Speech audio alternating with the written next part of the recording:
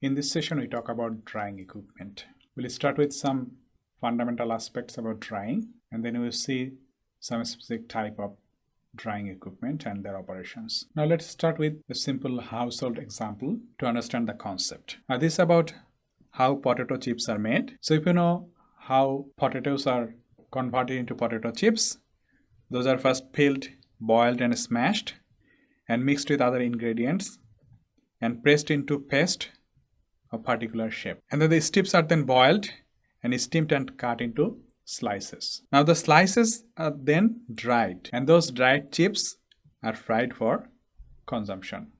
So that's the typical procedure to produce potato chips. Now what's the role of drying in this procedure?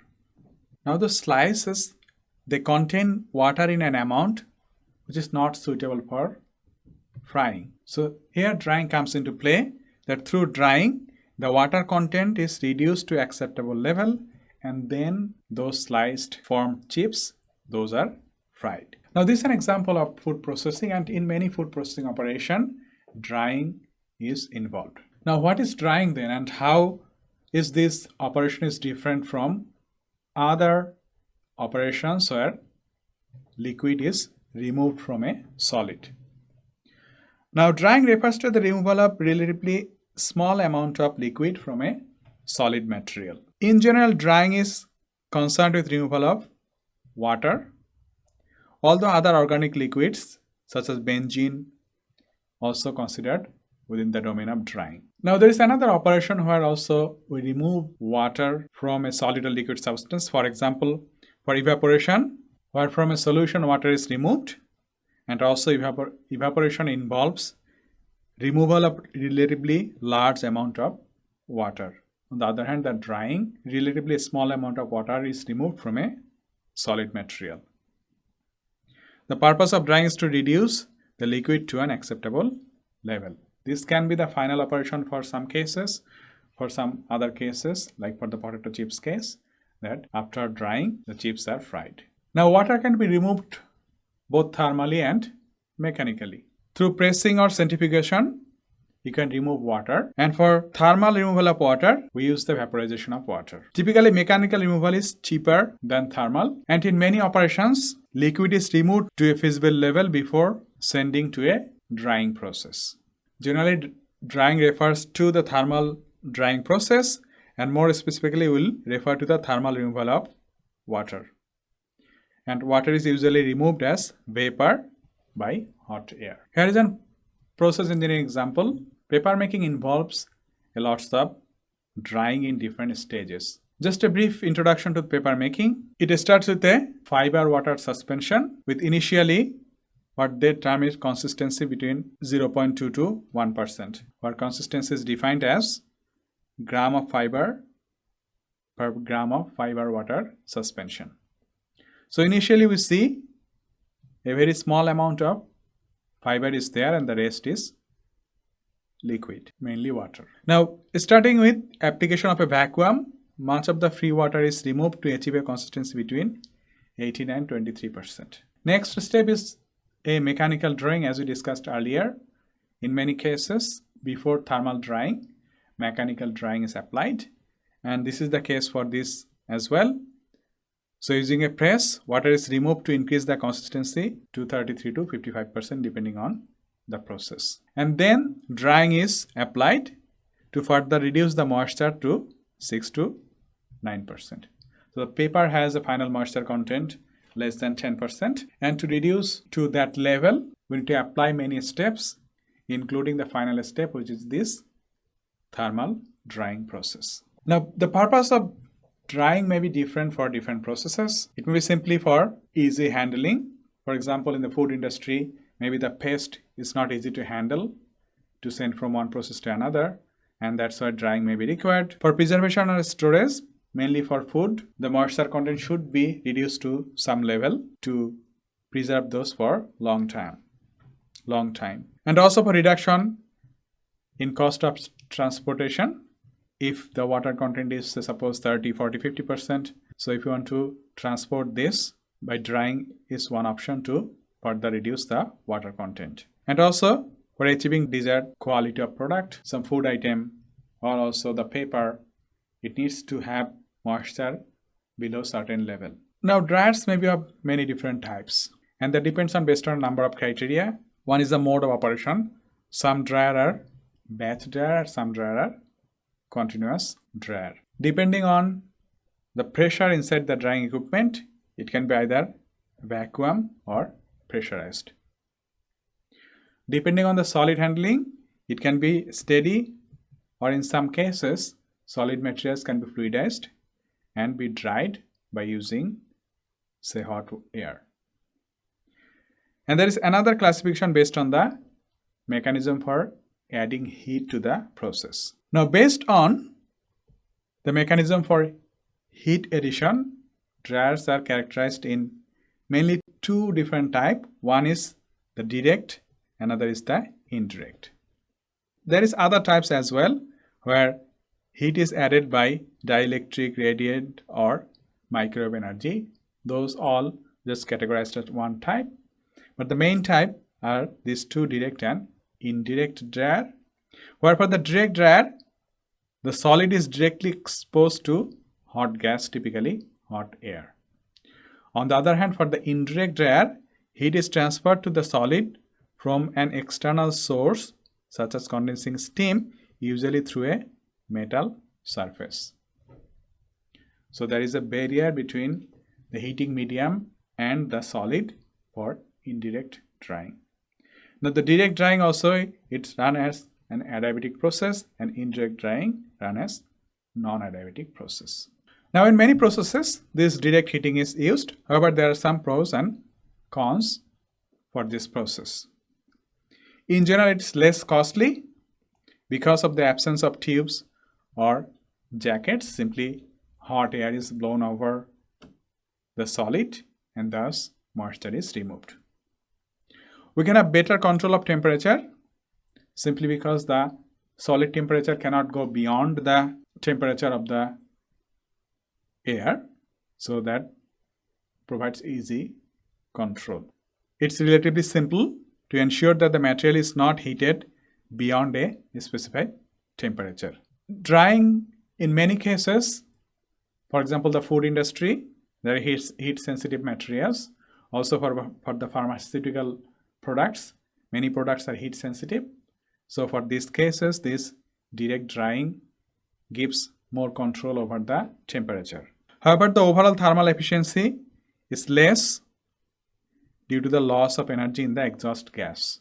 So when you have air going out, still it's at some temperature, so that's resulting in some loss of energy. And for expensive solvent, for example, you are dealing with a pharmaceutical products, loss of the product may be costly.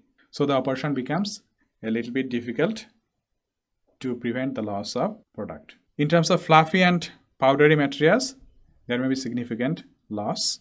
Also, in some cases, if the product reacts with oxygen, that becomes another critical issue that needs to be dealt with. Now, industrial dryers can be of many types. We're not able to discuss all the different types. Rather, we'll discuss some specific industrial dryer which are commonly used in the process, chemical and food industry. Now, a common type of dryer is what is called this tray dryer. It's also called this shelf, cabinet or compartment dryer. It's a typically batch operation and contains removable shallow trays on which solid are spread, and then hot air is circulated by a fan over and parallel to the surface of the trays. So there is a fan somewhere and air blows in due to the action of the fan, and it goes and circulates through the dryer over the solid material, and that's how drying is taking place, and part of the air goes out, and this air outlet is maintained to vent part of the air. So some moist air is continuously vented and fresh makeup air is added. So this type of batch operation is useful for low production, for example pharmaceutical products, maybe operated under vacuum and sometimes used with indirect heating system as well. Now typically when the production rate is high, a batch dryer is not feasible. So for such cases, continuous dryers are preferred. One of the example of this continuous dryer is the continuous tunnel dryer. Here a series of trays or trolleys is moved slowly through a long tunnel which may or may not be heated, and drying takes place in current of warm water. This is used for drying paraffin wax, gelatin, soap, pottery ware, and wherever the throughput is so large that individual cabinet dryers would involve too much handling. So again, when the production rate is too high, this batch operation is not feasible, so continuous operation is maintained. So here is a pictorial representation of the tunnel dryer.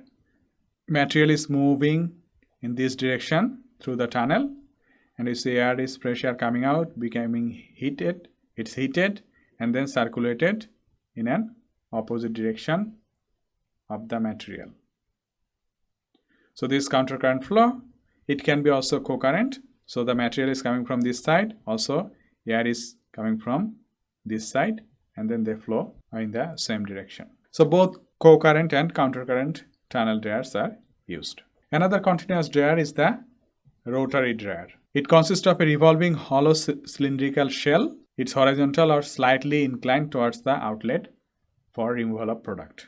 As the shell rotates, internal flights lift the solid and shower them down through the interior of the shell. It can be direct or indirect contact, or maybe it's a combination of both. For large scale continuous operation, this is suitable. So here is a representation of what's happening inside. As the dryer rolls, materials are taken up through these blocks inside the dryer, and when it goes up, materials showered down, and air is flowing through the dryer, and also there may be some heating arrangement by indirect heating as well.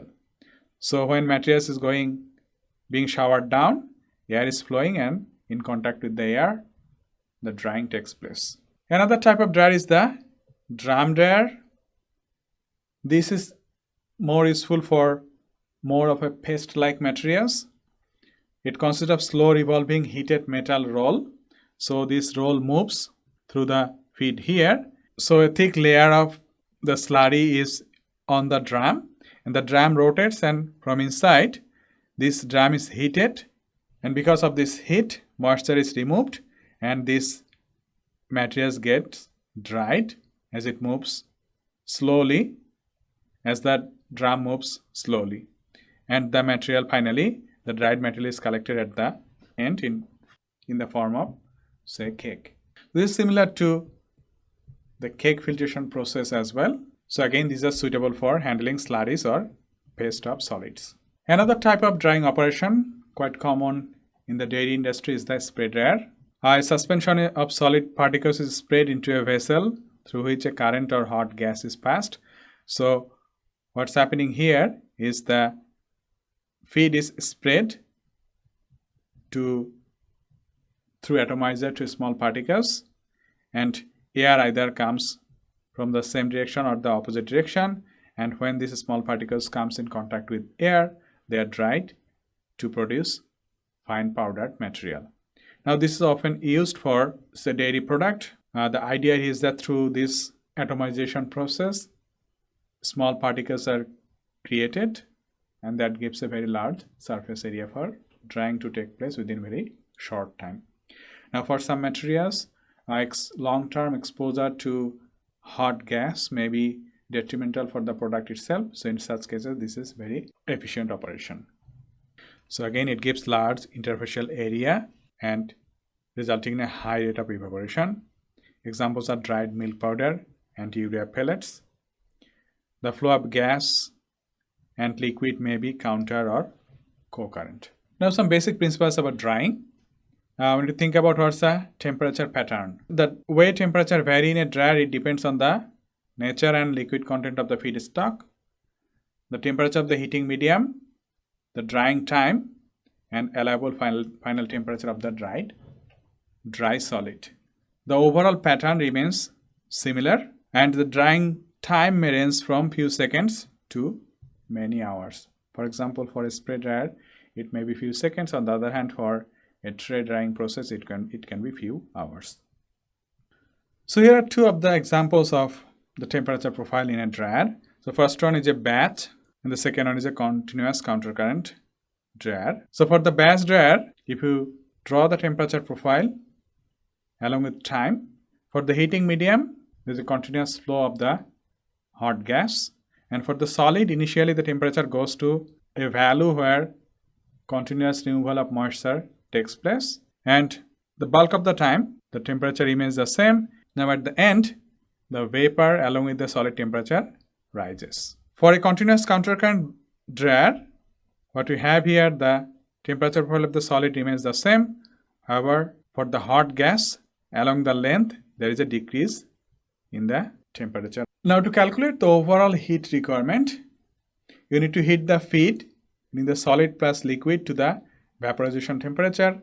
You need to vaporize the liquid and then heat the product, that is solid plus liquid, to the final temperature. Also heat the vapor to its final temperature.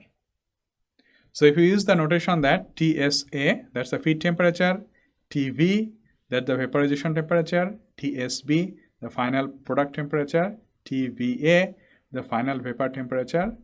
If you use lambda to express heat of vaporization, and use Cp for the specific heats for solid, liquid and vapor, if you use S, L and V subscript, we will get the first term, meaning to heat the feed to the vaporization temperature. So we'll have for the solid, the initial temperature SA and the final temperature is TV.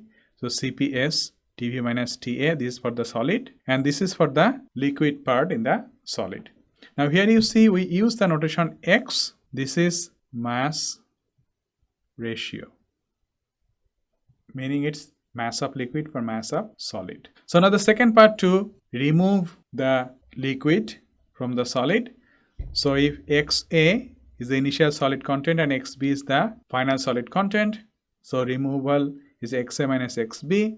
Remember that here we are taking here per unit mass. So XA minus XB is the how much water is removed per unit mass of solid times the latent heat of vaporization. The third term is to raise the temperature of the solid and the liquid to the final temperature. So this is for the solid. So solid is at TV, that's the vaporization temperature, and then finally it raises to TSB. So Cp delta T plus we have at the end XB amount of liquid in the solid, because initially it was XA, it was reduced to XB still, so XB amount of liquid is there. So XB, CPL and delta T is simply again for the solid its temperature, for the liquid in the solid its temperature also is now SB, so TV minus TSB. So that's the amount required for the liquid content to raise the temperature from TV to TSB.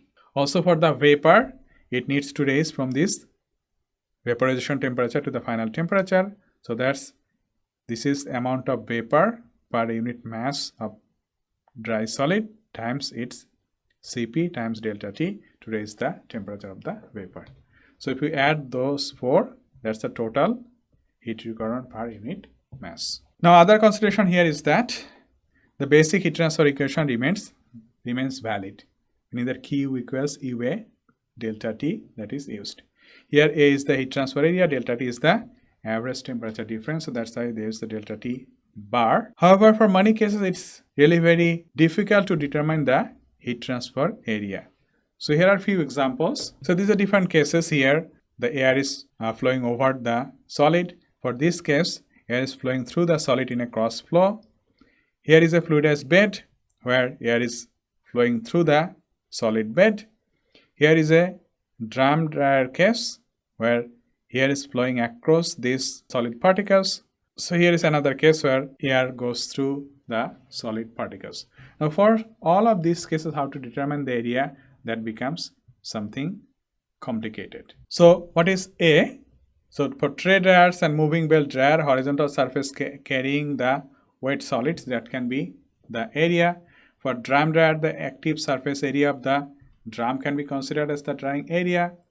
For through circulation dryers, the total surface area of the particles is needed to be considered.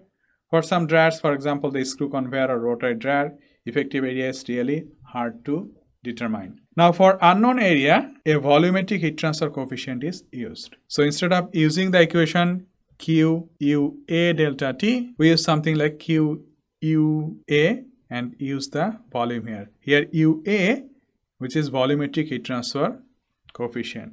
So where this E would be something like watt per meter square per degree centigrade, here this volumetric heat transfer coefficient is defined in terms of watt per meter cube per degree centigrade, and the volume of the dryer is used because simply volume is easy to measure. So if we experimentally can get the volumetric heat transfer coefficient, that can be used.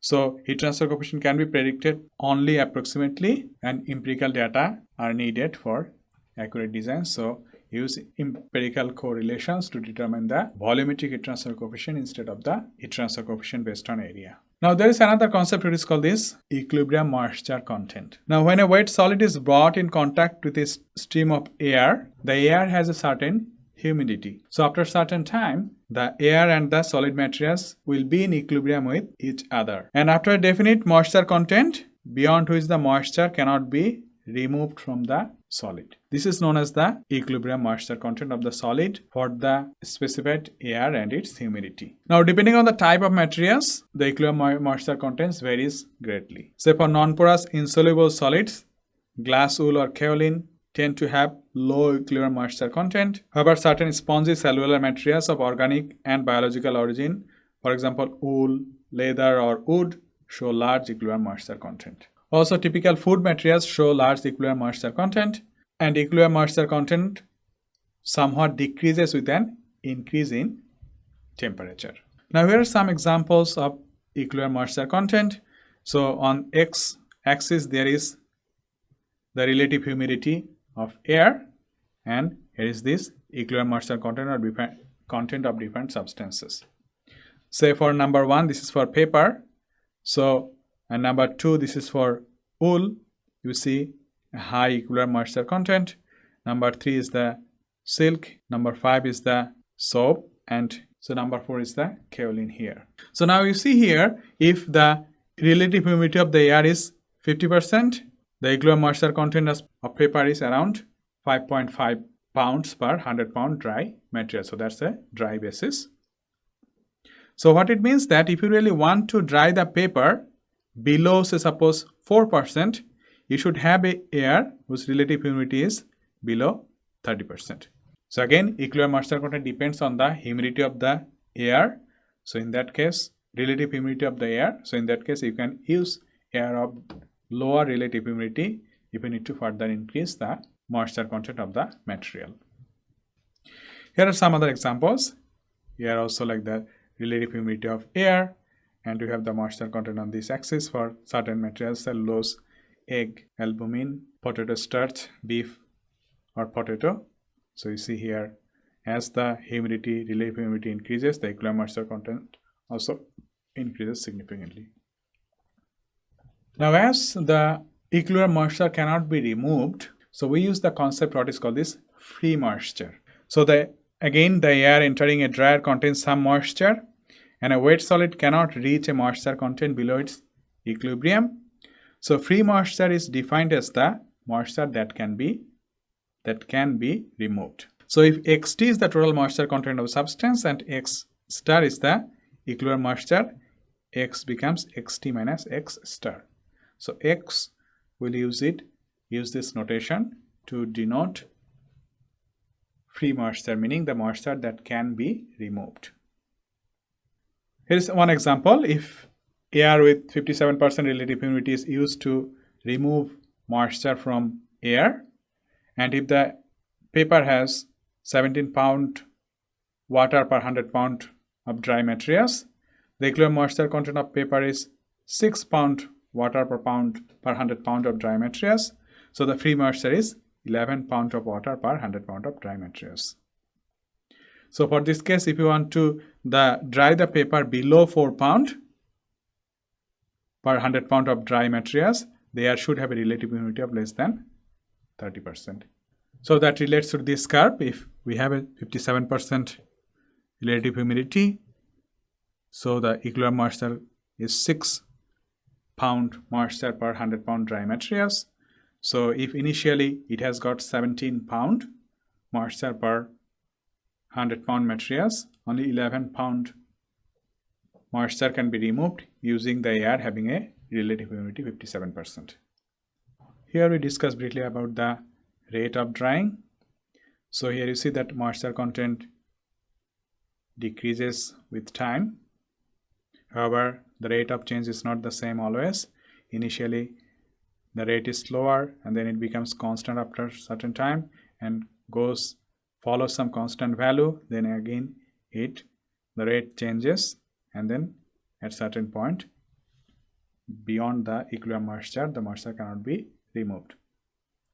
So this is the moisture content of the material, and this is the moisture removed. So initially starting with 0, it goes some steady value and then become again constant at some value. And this rate of drying is really simply the rate of removal of moisture, meaning the slope of this curve or the negative slope of this curve. So if you draw this, we'll have some shape there. After a certain point, it becomes constant. It remains constant for a long time and then again decreases and becomes 0 at some value. So at the beginning, heat is used to raise the feed temperature to the vaporization temperature. After a short period, the moisture content becomes nearly linear, depicting constant rate of evaporation. Now after the linear period, the graph curves towards becoming horizontal and finally levels off. The drying rate is the derivative of the moisture content. So at the beginning, the drying rate is low. After the initial period, the rate becomes constant, which is the constant rate period. And after the constant rate period, the rate falls down, eventually becoming 0 at the equilibrium moisture content. Now for calculation of the rate of drying, the two approaches can be taken. It can be done based on the mass transfer equation or the heat transfer equation. So just look at the heat transfer equation here.